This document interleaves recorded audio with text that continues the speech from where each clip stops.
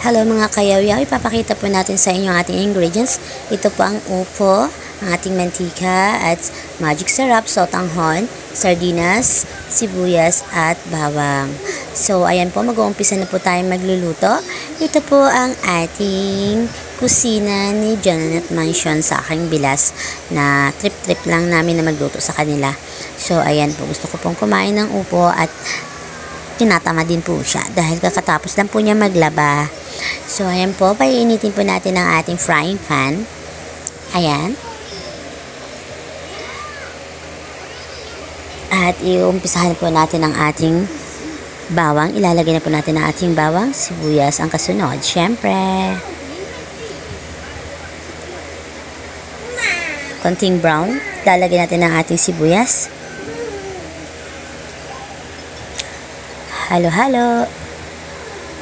At pagkatapos, halayin natin mabuti para medyo mag-brown.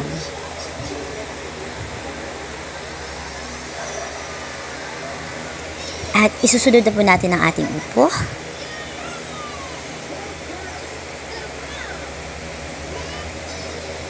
Sangkutsahin po natin. Ayan.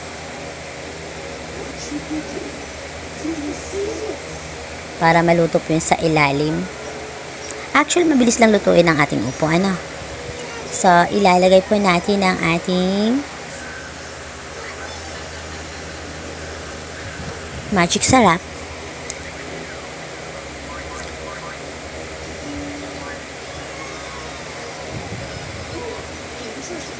And then, konting soy sauce. At pwede rin po ninyong dagdagan din ng konting asin. Pero sa akin kasi, ginagamitan ko po siya ng patis. Ayan. Lalagdagan po natin siya ng konting patis. Ayan po.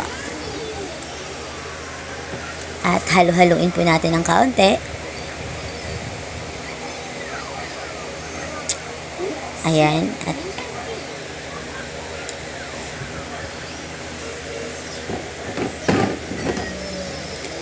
halo-haloin ng kaunti at then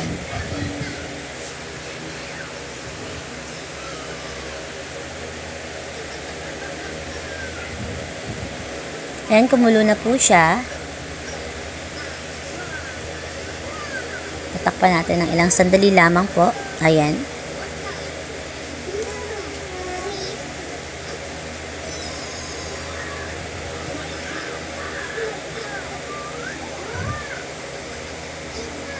Kumulo na po at idadagdag na natin ang ating sardinas. Ayan, ang ating Ligo sardines. Ayan, Ligo, baka naman. At hati-hatiin po natin kasi malalaki po siya para pumantay po siya doon sa size ng upo, yung mga slice ng upo.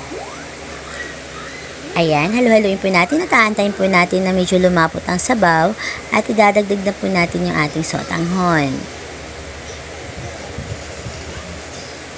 Tikman natin, baka medyo matabang or maalat or ano ba. Dapat patas lang po yung panlasa niya. Iladagdag na po natin ang ating sotanghon. Ayan po. At para maiba naman. At masarap din po siya talaga, promise, pag may sotanghon.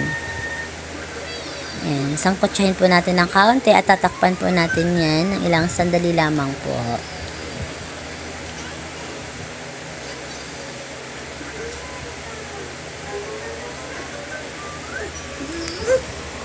At pagkatapos ng ilang sandali, bubuksan na po natin at sangkotsahin ng kaunti at titignan natin medyo malapot-lapot na yung sabaw. Okay, luto na po yan. Thank you for watching.